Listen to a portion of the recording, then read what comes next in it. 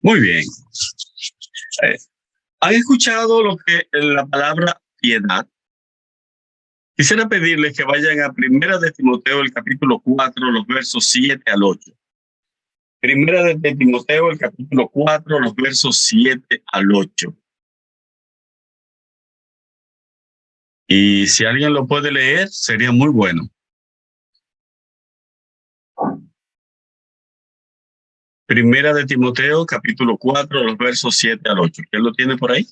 Lo tengo acá. Adelante. Dicen, no pierdas el tiempo discutiendo sobre ideas mundanas y cuentos de viejas. En lugar de eso, entrénate para la sumisión a Dios. El entrenamiento físico es bueno, pero entrenarse en la sumisión a Dios es mucho mejor, porque promete beneficios en esta vida y en la que viene. Este de la versión NTV. Sí, muy buena versión. Muy buena. Cuando Pablo le está escribiendo a Timoteo, tiene en mente a ese grupo de personas que entrenan en los gimnasios. En los gimnasios se entrenaban para carreras, para las luchas y otras cosas y otros deportes como el boxeo. Y Pablo tiene en mente el entrenamiento físico por el cual atraviesan cada uno de esos atletas. Y en pocas palabras, Pablo le está diciendo a Timoteo, no pierdas tu tiempo discutiendo tonterías. No pierdas tu tiempo discutiendo boberías. No pierdas tu tiempo en aquello que no edifica. No pierdas tu tiempo en aquello que no exalta el nombre de Jesucristo. No pierdas tu tiempo en chismes. No pierdas tu tiempo en tonterías. Puede leer, dice, más bien, ejercítate para la vida piadosa. Ejercítate para la vida piadosa. ¿Alguien ha oído mencionar la palabra piedad dentro de la iglesia? Quisiera pedirles que se animen un poquito. Vamos a ver. La palabra piedad. ¿Alguien la ha oído? A ver, ¿tiene idea de lo que es, en qué contexto la han usado? ¿Puedo decir algo, hermano? Adelante. Bueno, según lo que hemos entendido a través del tiempo, la iglesia, piedad no es más que el arte de adorar bien. Y eso se aplica en nuestra vida, en todo lo que hacemos, apegado a la palabra de Dios. Si adoramos bien y estamos apegados, estamos en la piedad. Excelente, excelente. Muy bien, muy bien. Ahora, desde el punto de vista, vamos a profundizar un poquito más en lo que nuestro hermano Tony muy bien ha presentado. Y vamos a tener una definición de piedad quizás un poco novedosa. La piedad es el centro del carácter cristiano. El carácter es la conducta de un individuo. Exactamente. La piedad es el centro del carácter del cristiano. ¿Cómo debe ser el carácter de un cristiano? Pedro nos dice, ¿no deberían ustedes vivir como Dios manda, siguiendo una conducta intachable y esperando ansiosamente la venida del día de Dios? ¿No deberían vivir ustedes como Dios manda, siguiendo una conducta intachable y esperando ansiosamente la venida del día de Dios? Aquí nos detenemos un momentito para reflexionar en algo. ¿Qué tanto anhelo la segunda venida de Jesucristo? ¿Qué tanto anhelo que mi Señor venga por mí? Basado en Primera de Pedro, el capítulo 3, 11 y 12, se nos enseña que parte del carácter cristiano es vivir una conducta intachable, y esta conducta intachable involucra esperar con ansiedad el día de Dios, el día del Señor, el día en el cual viene Jesús y serán juzgados todas las naciones. Entonces, si la piedad es el centro del carácter cristiano, la formación espiritual tiene una meta, y es la piedad. Es decir, la meta de la formación espiritual es trabajar en la formación del carácter cristiano. No es informar, es formar. Por eso podemos decir que la meta de la formación espiritual es motivar al creyente, a la mujer de Dios, al hombre de Dios, a vivir una conducta intachable y a tener hambre por la segunda venida de Jesús. Es decir, en otras palabras, la meta de la formación espiritual es motivar al creyente a que se ejercite espiritualmente. A que se ejercite espiritualmente. Cuando uno mira, por ejemplo, a Tony, y Tony es un profesional extraordinario, pienso en Tony y me pregunto, ¿cuántos manuales de equipos debe Tony leer para estar al día? Aquí tenemos a María. María es gerente en una institución bancaria de este país. ¿Cuántos entrenamientos tiene que tomar María para estar al día? El hermano Juan es un tremendo técnico en asuntos que tienen que ver con vehículos. Pero el trato que Juan le da a un vehículo es diferente al trato que le da a otro vehículo, porque cada vehículo viene en condiciones diferentes. ¿Y qué tiene que ver esto, el trabajo de Tony, el trabajo de María, el trabajo de Juan con la piedad, con la formación espiritual? Bueno, así como nosotros como profesionales seculares necesitamos estar al día para poder ejercer el oficio que tenemos por delante, en la vida espiritual es un entrenamiento continuo, es un entrenamiento diario. Porque el hambre que tenemos de Dios hoy debe ser más grande mañana. El nivel de santidad que estamos viviendo hoy debe ser superior mañana. El hambre que tenemos de ver a nuestro Señor Jesús, de caminar con Él, esa hambre que tenemos hoy, mañana debe ser mucho más grande. Y mientras más conocemos de Dios, más necesidad tenemos de Él. Recuerden, la meta de la piedad, en pocas palabras, es que el hombre y la mujer de Dios vivamos en santidad. Por ello, nosotros podemos decir que la prioridad de un hombre, la prioridad de una mujer que le sirve a Dios, es la de ser moldeados conforme a la imagen del Hijo de Dios. Conforme a la imagen del Hijo de Dios. Y posiblemente algunos se esté preguntando, ¿y qué tiene que ver esto con la predicación? ¿Qué tiene que ver esto con evangelizar? ¿Qué tiene que ver el que Pedro haya dicho, sean santos porque yo soy santo, con predicar el evangelio? Vamos a llegar ahí, no se preocupen. Vamos a llegar ahí tranquilos. Quisiera pedirles ahora que vayan a Efesios, el capítulo 4, los versos 11 al 13. Aquí me tomé la libertad de colocar el texto. Y la idea ahora es que nosotros veamos si hay alguna relación entre la piedad y la iglesia. Como vemos, la piedad es algo que cada creyente debe vivir, que cada creyente debe participar de ella, de la santidad, de ser moldeados a la imagen de Jesucristo. Esa es la idea de la piedad. Y eso es lo que buscamos con la formación espiritual, ejercitar la piedad.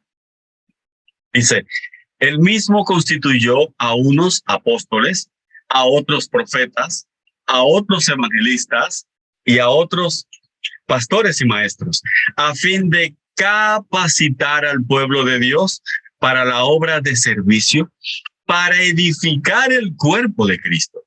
De este modo, todos llegaremos a la unidad de la fe y del conocimiento del Hijo de Dios, a una humanidad perfecta, que se conforme a la plena estatura de Cristo.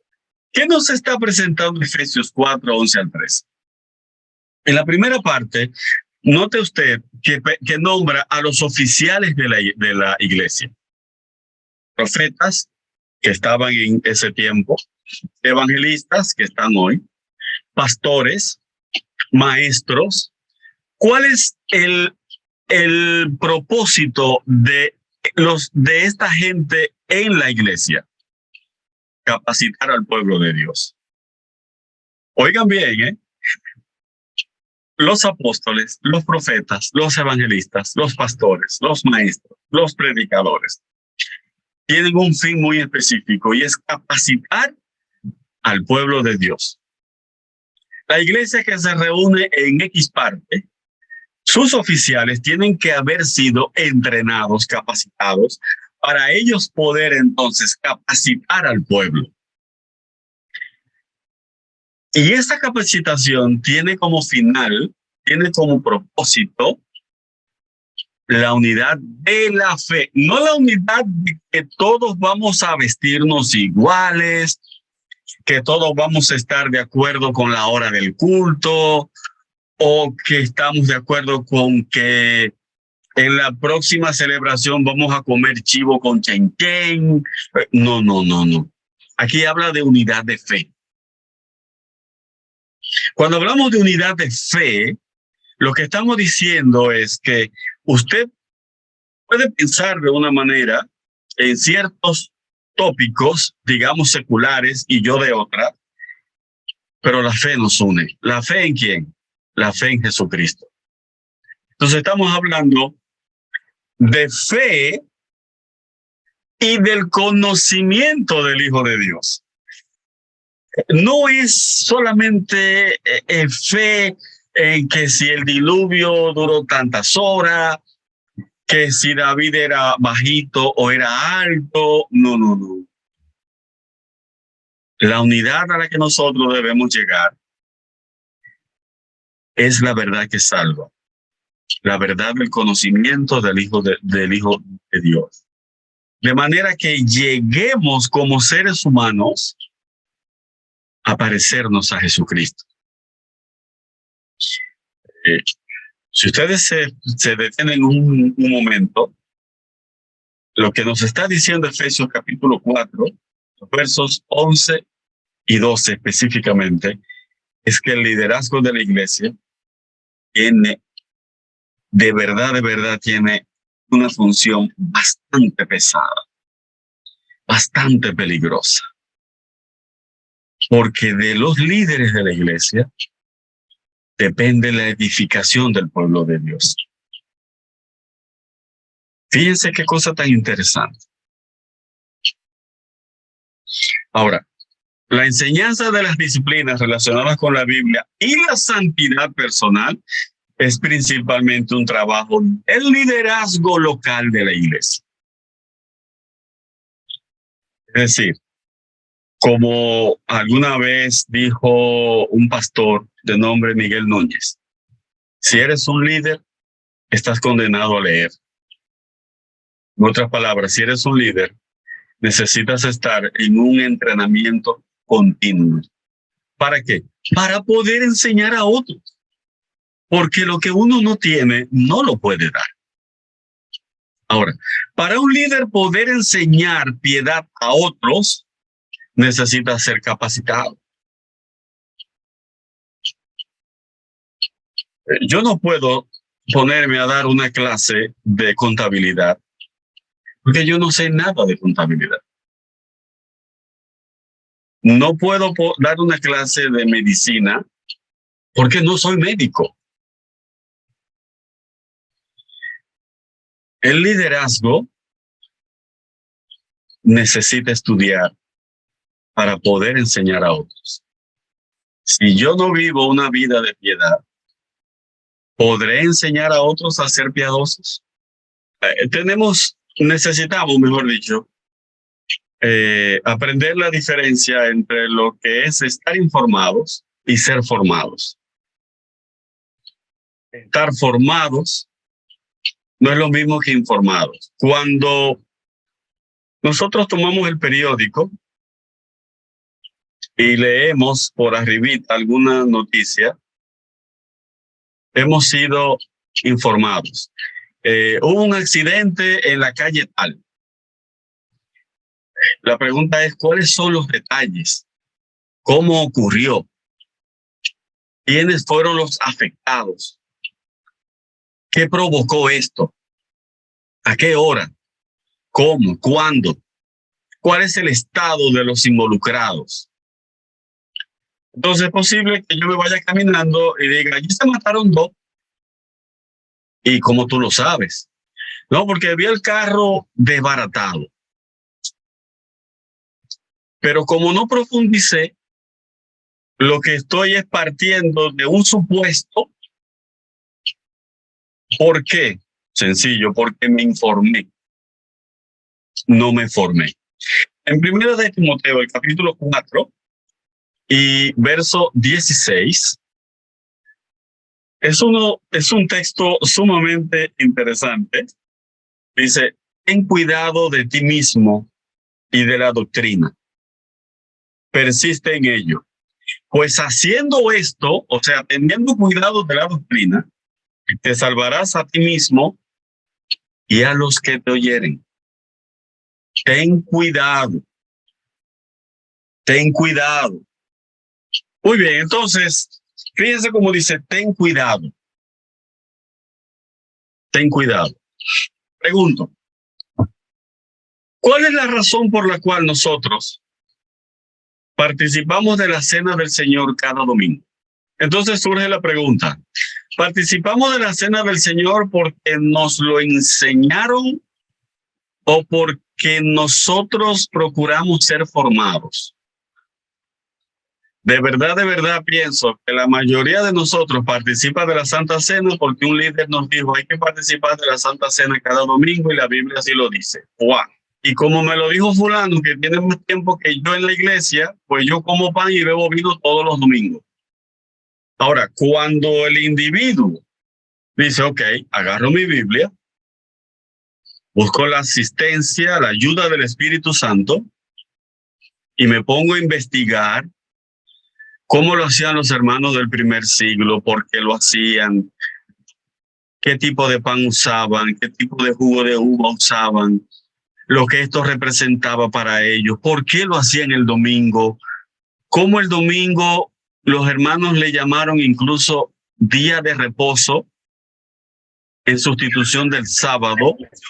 Entonces al final estoy participando de la Santa Cena por una razón muy específica, no porque un líder me lo dijo, sino porque investigué. O sea, para ser piadosos, para tener el carácter de Jesús, no es suficiente con ser informados. Es necesario ser formados. En estos días yo estaba reunido con uno de mis hijos en la fe y él decía, tenemos un problema en la iglesia. Y decías, ay, ¿cuál es? Él decía, la mayoría de nosotros no sabe por qué cree lo que cree. Y yo digo, sí, es cierto.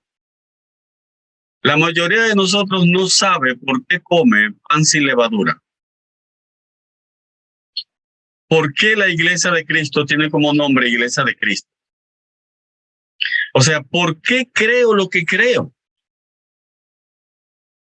nos hemos quedado la mayoría en la parte de la información. Entonces, con información no podemos llevar una vida piadosa. Con información no podemos llegar a parecernos a Jesús, porque estamos viendo la Biblia como si fuera un periódico, como un medio de información, cuando el propósito de la Biblia es transformación. O sea, ¿por qué creo lo que creo? ¿De dónde viene lo que creo? De la Biblia, sí, pero ¿por qué la Biblia lo dice? Entonces, es tiempo de que nosotros pasemos de ser informados a ser formados. ¿Alguien puede hablar un poco de Juan Pablo Duarte o de Pedro Santana, de Luperón? Alguien tome el personaje que usted quiera y hable de él. Puede ser Gandhi, Napoleón Bonaparte, la reina de Inglaterra que acaba de morir. Quisiera que expongan acerca de algún personaje. ¿Quién se atreve? ¿Por qué les he pedido que hablen de Duarte? Por supuesto, el dominicano más insigne que hay en la historia es Juan Pablo Duarte. Ahora, ¿cuál era la comida favorita de Duarte? ¿Qué tipo de fémina le gustaban a Juan Pablo Duarte? ¿Cuál era su color de ropa favorita? Cuando estaba en la casa, ¿le gustaba andar en chancleta, en tenis o en zapatos? ¿Le gustaba comer en la silla del comedor, en el patio, en una hamaca? ¿Cuáles eran los libros favoritos de Duarte?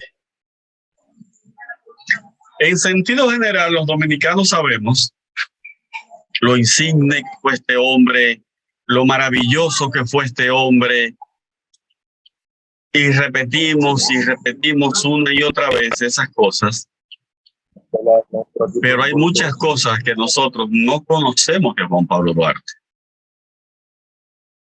Ahora, es diferente a que, digamos, un especialista en historia que ha dedicado su vida a la investigación, ese sabe hasta el color favorito de la ropa que usaba Juan Pablo Duarte. ¿Por qué? Porque él ha pasado de la información a la formación. Y de nuevo surge la pregunta, ¿qué tiene esto que ver con la predicación? Si aquí nos juntamos fue para hablar acerca de evangelización. Fíjense, hasta ahora hemos hablado de la piedad, del carácter, de la formación, de la información. No basta con saber quién es Jesús. No basta con saber quién es Jesús. Jesús fue el hijo de José, de María y de José, murió a los 33 años, vivió en Nazaret, fue crucificado, tuvo 12 discípulos, se enfrentó a los religiosos de su época, vino y murió por nosotros, y ya. Eso lo saben hasta los ateos. Hasta los ateos lo saben. Ahora, saber quién es Jesús, como nos lo han brindado hasta hoy, es información. Es pura información. No hay ninguna diferencia entre conocer acerca de Juan Pablo Duarte y conocer acerca del Señor Jesús. Saber lo que él hizo no es suficiente. No es suficiente. ¿Y qué vamos a hacer entonces? Muy fácil. Las personas tienen que llegar a confundirnos con Jesús. La gente tiene que ver a Jesús en uno. Melvin mencionó la palabra pasión. O sea, cuando tú piensas en Jesús, ¿qué siente tu cuerpo? No sé cómo explicar esto. quiero traerlo a un plano humano, meramente humano. Cuando a mí me hablan de mi esposa, o sea, mi esposa es el ser humano más importante de toda mi vida. Yo sé que ella no es perfecta. Sé tantas cosas de ella. Pero como he dicho antes, yo no me imagino la vida sin ella. Ahora, cuando pienso en Jesús, cuando hablo de Jesús, o sea, no hay manera de describir lo que mi alma siente. Para uno saber quién es Jesús, uno tiene que vivir a Jesús. Y yo no puedo predicar a Jesús si no sé quién es Él.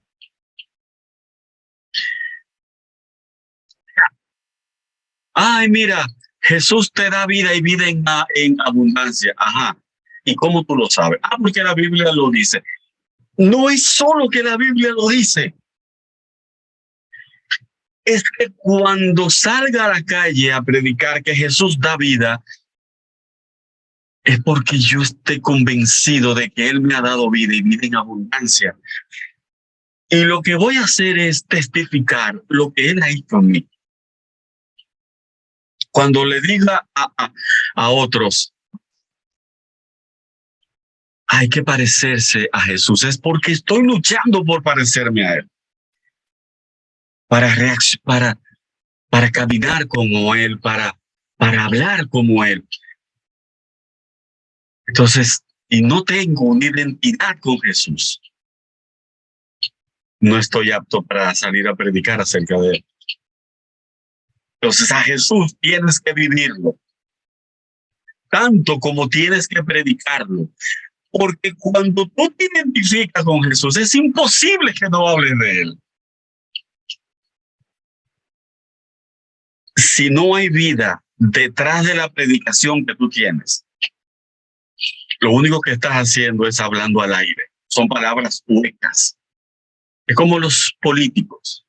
Los políticos prometen cualquier bobería. Bueno, cuando hablo de Jesús y no sé quién es Él, y no estoy buscando parecerme a Él, mis palabras no son más que cosas huecas, cosas vanas. Entonces doy la apariencia de ser un tipo muy espiritual, pero no soy más que un falsante. Entonces, ¿qué hacer entonces? Tengo que buscar tener una relación personal con Él. Conozco mucha gente, según lo que puedo ver, sin el ánimo de juzgar, cerca de la cruz, pero lejos del Salvador. Vamos a la iglesia, algunos vamos a la iglesia, comemos pan, bebemos vino, cantamos, pero solamente estamos cerca de la cruz. Una cosa es ser parte de la iglesia y otra es ser miembro del cuerpo de Cristo. Y aquí nos detenemos. Jesús dijo, yo soy la vid, ustedes son las ramas, yo soy la cepa, yo soy el tronco, ustedes son las ramas. Separados de mí nada pueden hacer. ¿Qué tanto depende mi vida de Jesucristo? ¿Tengo moralmente hablando la capacidad de decirle a alguien, tranquilo, debes depender de Dios? ¿Dependo yo de Él?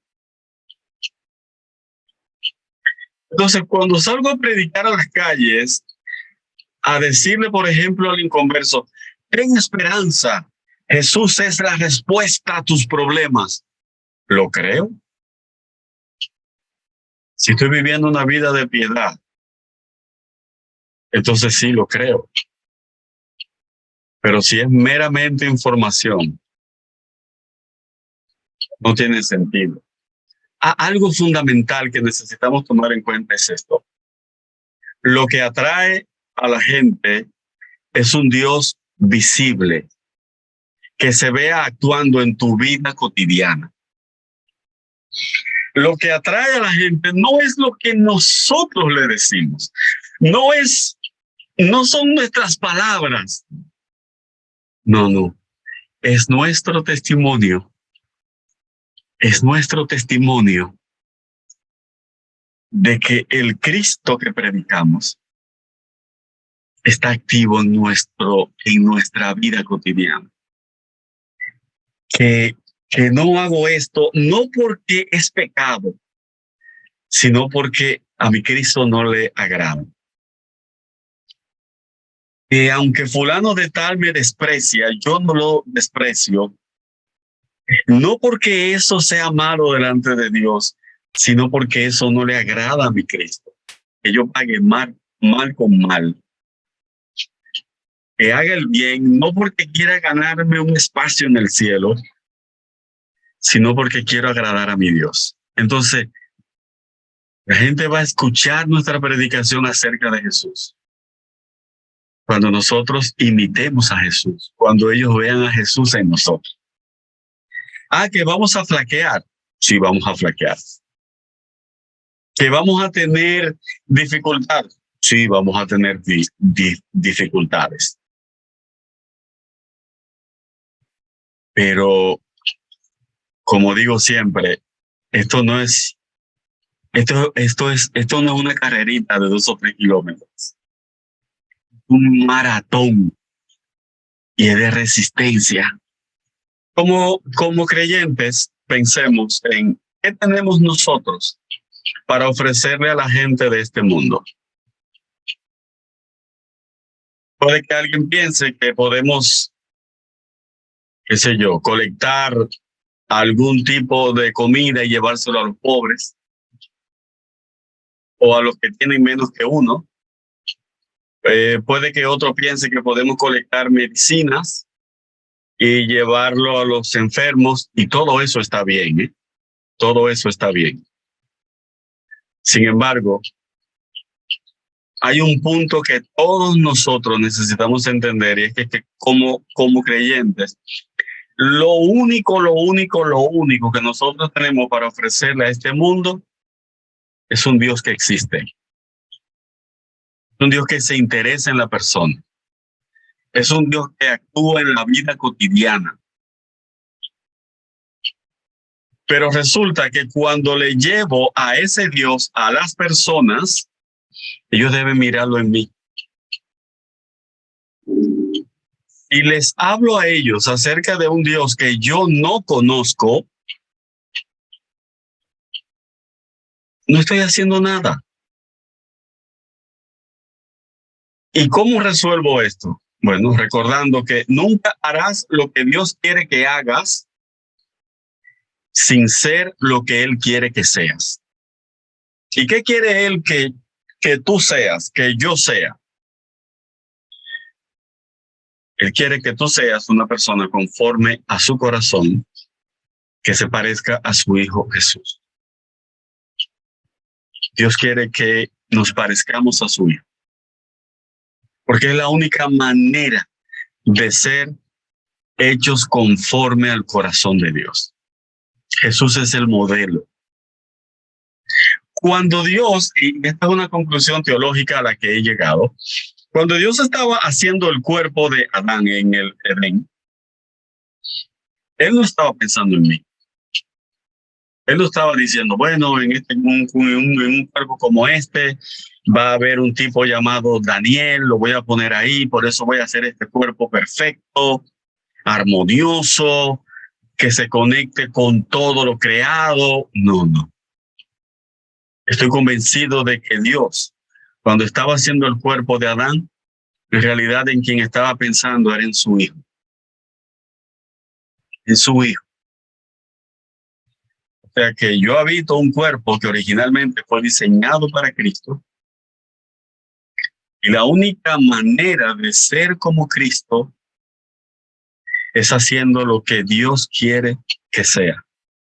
Vivir en santidad, pareciéndome al Hijo de Dios. Y esto que sigue a continuación es sumamente triste. Sumamente triste, de verdad que sí. Resulta que una gran cantidad de personas, de creyentes, de cristianos, que predicamos a un Dios que no conocemos. Conocemos a un Dios que castiga, que es vengador. Para muchos Dios es un supermercado. Dios, provéeme de la comida que necesito. El pan nuestro de cada día, dánoslo hoy. Para otros Dios es un banquero. Dios, mira mis finanzas, por favor, provéeme. Ayúdame a saldar la tarjeta. Para otros Dios no pasa de ser un médico. Dios, dame salud. Es lo que necesito, salud. Para otros Dios es alguien que corrige a los hijos. Dios, ayúdame con mis hijos que están peor que nunca. Vea, muchos vemos a Dios según la necesidad que tenemos. Eso significa que muchos de nosotros apenas hemos oído hablar de Dios, pero muy pocos hemos tenido un encuentro personal con Él. En el día de hoy, muchos cristianos salen y predican el Evangelio, es verdad. Pero saben que hay un detalle. Muchos hablan de un Cristo que hoy en día sigue clavado en la cruz. Para muchos cristianos, posiblemente yo esté incluido ahí, Cristo sigue clavado en la cruz. Es lo único que ha hecho. Muy pocos ven a Jesús como el que nos reconcilia con Dios, que nos ayuda a vivir en medio de las pruebas, de las tribulaciones. Muy poca gente ve a Jesucristo como el amigo. No el amigo que llega cuando todos se han ido, sino como el amigo que siempre está ahí. Entonces, ¿cómo puedo hablar de un Cristo al cual he dejado en la cruz? ¿Qué esperanza puedo predicar si Él no resucitó? Nunca jamás llegaremos a ser los cristianos que Dios quiere que seamos si no tenemos una relación real, genuina y transformadora con Jesucristo. ¿Cuál es la meta nuestra? Que el Espíritu Santo forme en mí, forme en ti el carácter de Dios. Quiero leerles algo que escribió el pastor John MacArthur. Él dice, en cuanto a lo que Pablo le escribe a Timoteo, cuando le dice que se ocupe de las cosas de las cuales debe ocuparse, cuando le dice, por ejemplo, que no descuide el don que hay en Timoteo, ese don que fue dado mediante la profecía con la imposición de las manos del presbiterio, es decir, del ancianato. Dice, ocúpate en estas cosas.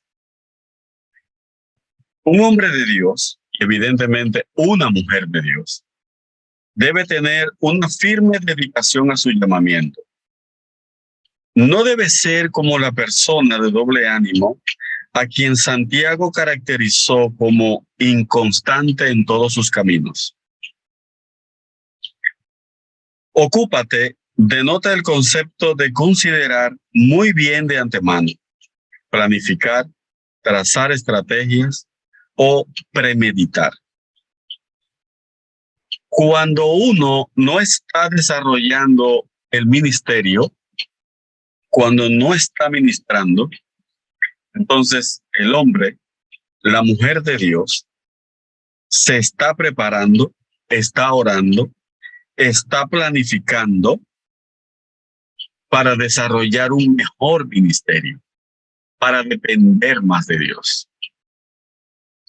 La piedad está íntimamente relacionada con la vida espiritual, porque a fin de cuentas, el propósito de la piedad, lo vimos al principio, es moldear en nosotros el carácter de Jesucristo. Y al moldear a Jesucristo en nosotros, es decir, al ser transformados, al ser moldeados a la imagen de Jesús, podemos presentarle a Jesucristo al mundo, porque el mundo va a poder, y el mundo va a aceptar el mensaje, porque lo va a ver a Él en nosotros. Somos portadores de su luz. Ahora, ¿qué es espiritualidad? Típicamente, en nuestra tradición, una persona espiritual es una que va a todos los cultos. Es uno que va a todas las actividades. Es una persona que no ora si no se arrodilla. Una persona espiritual para mucha gente es aquella que usa determinado tipo de ropa y que no usa otro tipo de ropa. Una persona espiritual para mucha gente es una que no ingiere ciertas bebidas. En fin, la espiritualidad, según lo que nosotros vemos en muchos lugares, es algo externo, no algo interno. Un monje de nombre Benito de Nursia dijo que la espiritualidad es una forma particular de vida que nos lleva o acerca a Dios. Un gran teólogo resumió todo esto y dijo: espiritualidad es vivir desde el espíritu. Espiritualidad es vivir desde el espíritu. Esto quiere decir que cuando uno le echa agua a un recipiente y esa agua es fría, por ejemplo, yo tengo un recipiente aquí, le eché hielo y agua, por fuera está mojado, porque el hielo hace que sude. Pero si le hubiese echado agua caliente, no lo habría podido agarrar porque el calor sale y no me permite agarrarlo.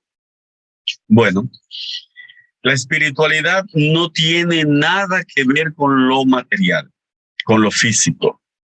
Ahora, lo físico refleja mi espiritualidad. Me explico. Sobre toda cosa guardada, guarda tu corazón, porque de él mana la vida. Mi boca refleja mi espiritualidad. Mis palabras reflejan mi espiritualidad. Mis pensamientos reflejan mi espiritualidad. Si yo creo todo lo negativo que me dicen de una persona y dudo de las cosas positivas que me digan de esa misma persona, eso habla de qué tipo de espiritualidad tengo. Ahora, la espiritualidad cristiana tiene un centro y es Jesucristo. Y tiene como meta alcanzar un desarrollo basado en las palabras y vida de Cristo. No en la vida de Pablo, no en la vida de Pedro, Moisés, Noé, Isaac, no. Todos ellos son excelentes ejemplos. Cuando tomamos Hebreos, el capítulo 11, encontramos allí una galería de héroes en la fe. Pero ellos no son nuestro modelo a seguir. Ellos reflejaron el modelo que nosotros debemos seguir, y ese modelo es Jesucristo. Por eso la espiritualidad se sujeta única y exclusivamente a la doctrina del Salvador. ¿Y cuál es la doctrina del Salvador? La Santa Cena, el bautismo, el papel de la mujer, el uso de los instrumentos, esto, aquello, no. La doctrina central del Salvador indica que Jesús es Dios, se hizo hombre y habitó entre nosotros. Esa es la doctrina. Ese es el eje central de toda creencia cristiana. En otras palabras, es vivir de acuerdo a las convicciones del Redentor de la humanidad. No es vivir según mis convicciones. No. No es vivir según yo creo que esto se hace así, que esto se hace de esta manera, yo no estoy de acuerdo contigo en esto. No, eso no importa. Porque entre nosotros siempre habrán diferencias. Todo el tiempo, ¿eh? Donde quiera que haya una relación humana, algún conflicto hay. Menor, mayor, lo que sea, pero siempre hay algo, siempre explota algo. Ahora, cuando uno vive basado en las convicciones de Jesús, el asunto es diferente. Por eso mi espiritualidad debe estar centrada, basada en el modelo de vida de Jesucristo. No de fulano, no de perencejo, no de mengano, no del pastor, no del predicador, no del diácono, sino en el modelo de vida de Cristo Jesús. Bueno, porque fulano leyó la Biblia entera el año pasado. Es una persona muy espiritual. ¿Por qué? Porque leyó la Biblia. Y la está viviendo. Bueno, pero la leyó. No es asunto de leer la Biblia. Es asunto de vivir. Es asunto de vivir la palabra. Y la palabra tiene un nombre.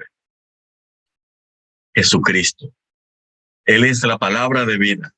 Él es la palabra que actúa en Génesis capítulo 1, capítulo 2, creándolo todo.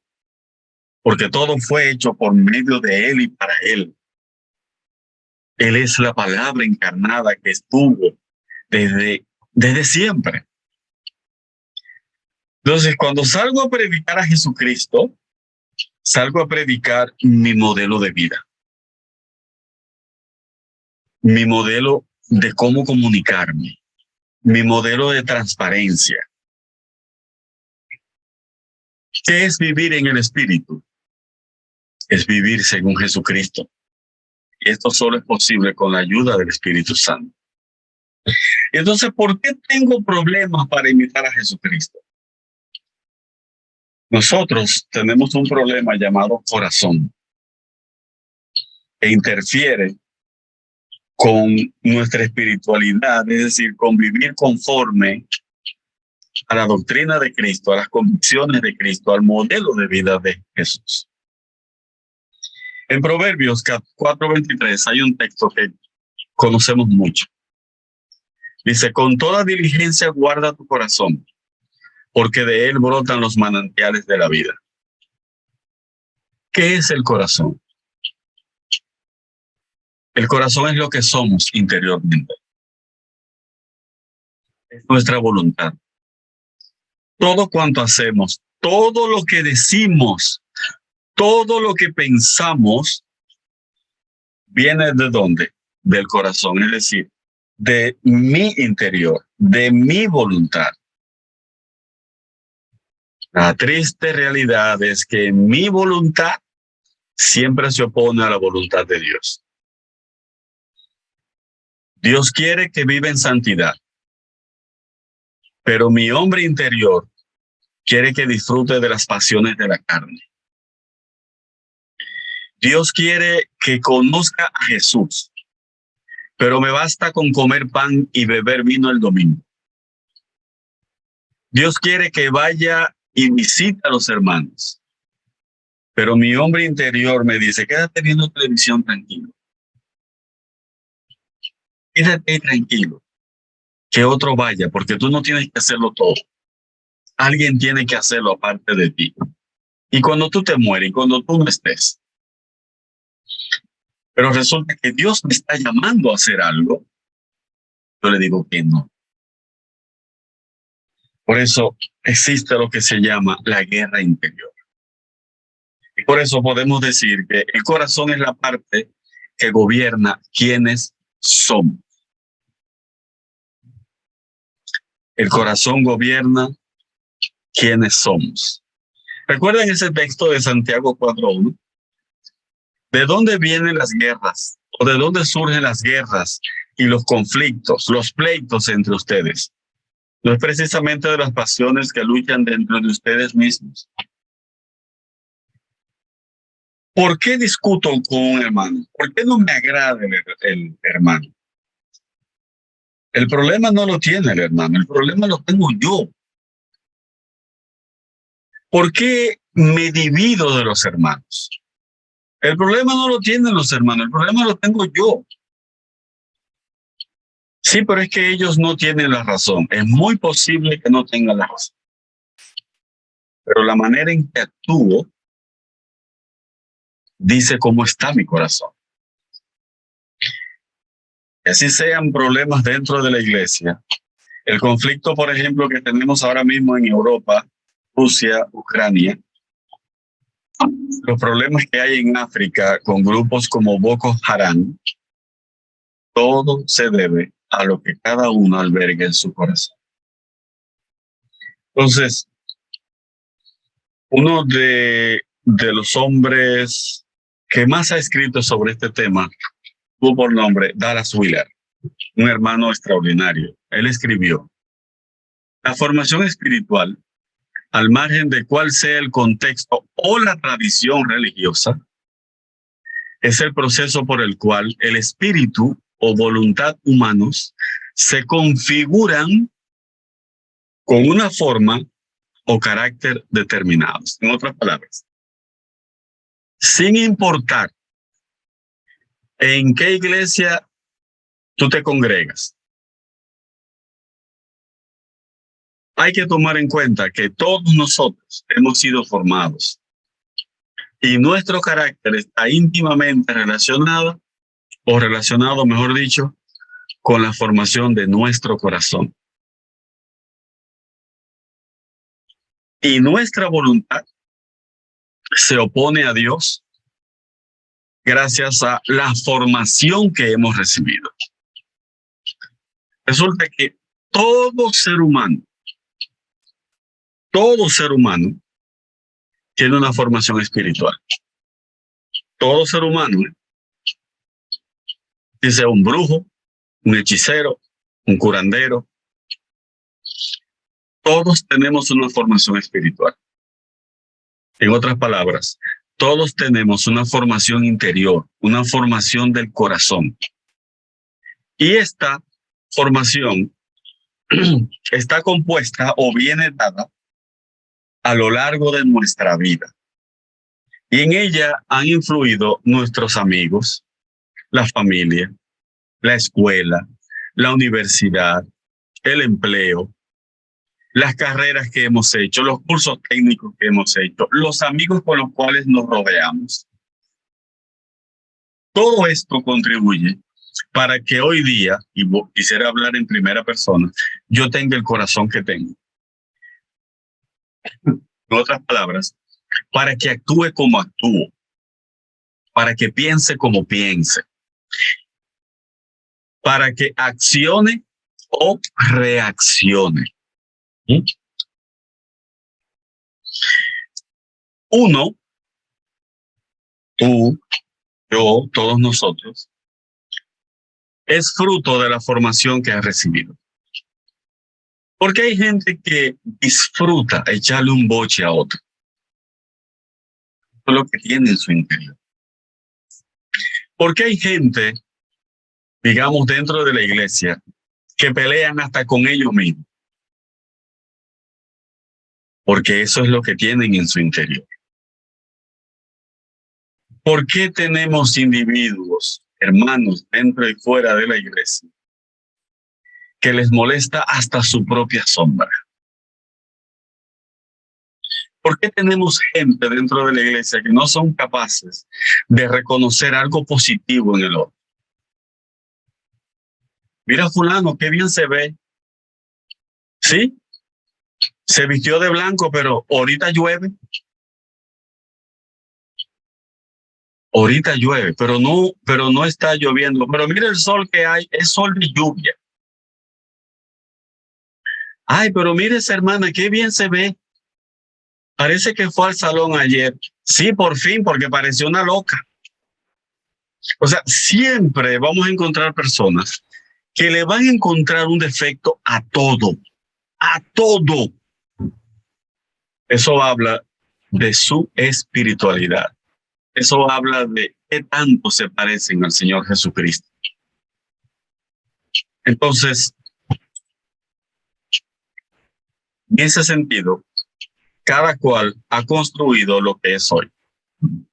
A esta construcción levantada en los cimientos de nuestra formación es a lo que llamamos crecimiento espiritual. Nosotros venimos levantando un edificio en base a zapata, en base a una base.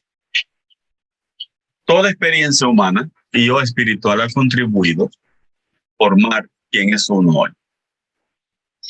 Uno es fruto de la formación que ha recibido. Uno es fruto de la formación que ha recibido.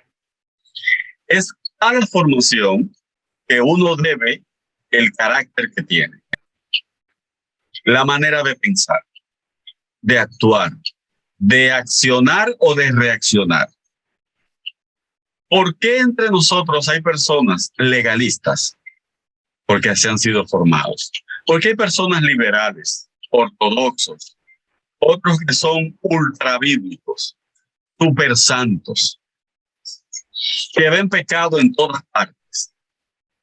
¿Por qué entre nosotros hay personas fanáticas, otros que son amorosos, indiferentes, débiles, fuertes, depresivos, acomplejados, inseguros de sí mismos o seguros de sí mismos, miedosos, personas con determinación, personas valientes, decididos, tolerantes o intolerantes? Todo se debe a cómo está formado su corazón. Porque según la formación del corazón, así uno actúa. Así uno actúa. Así está escrito. No hay un solo justo, ni siquiera uno. No hay nadie que entienda, nadie que busque a Dios. Todos se han descarriado, a una se han corrompido. No hay nadie que haga lo bueno. No hay uno solo. No hay uno solo. Su garganta es un sepulcro abierto. Con su lengua profieren engaños. Veneno de víbora hay en sus labios. Llena está su boca de maldiciones y de amargura. Veloces son sus pies para ir a derramar sangre. Dejan ruina y miseria en sus caminos y no conocen la senda de la razón. No hay temor de Dios delante de sus ojos. Entonces, según Romanos, el capítulo 3, en este mundo no existe un solo justo. Es decir, no hay un solo corazón que sea justo. Resulta que tú y yo somos como un edificio. Si la base de la construcción es buena, si la base es sólida, la construcción también será sólida. Si la base es débil, el edificio es inseguro y será necesario derribar. En el caso de nosotros, los seres humanos, si la construcción espiritual que hemos recibido es buena, eso significa que estamos construyendo una buena vida. Pero según Romanos, ninguno de nosotros tiene una buena construcción espiritual. Según Romanos, nuestro corazón debe ser transformado, debe ser rehecho. Todos necesitamos una nueva formación espiritual. Y esta debe ser guiada totalmente por el Espíritu Santo y debe estar basada en el modelo de vida de Cristo Jesús. Y sobre esa base, según las disciplinas cristocéntricas, como nosotros vamos a construir un edificio en el cual habite el Dios de la creación. Necesitamos desaprender para aprender. Derribar para edificar. Necesitamos un cimiento diferente al que tenemos. Y ese cimiento tiene como nombre Cristo Jesús. Entonces tenemos un problema interno, un problema del corazón. Ahora, si vives según Cristo, aquellos que no viven según su modelo, y por cierto, son los mismos que viven en la oscuridad, esos que no viven según Cristo, le van a ver a Él en ti. Si vives como Cristo, a quienes le prediques el evangelio van a ver que tú estás formado según Cristo, que no tienes un problema del corazón, porque tu corazón está siendo moldeado según el corazón de Jesucristo. Por eso, la prueba de que uno puede predicar de Cristo es cuando está consciente de que está luchando por parecerse a Él. Antes de hablar de Cristo es necesario buscar y vivir como Cristo. Si no, no hay forma. No hay forma. En Cristo, si Él no es mi modelo de vida, señores, estamos presos. No hay absolutamente nada que hacer.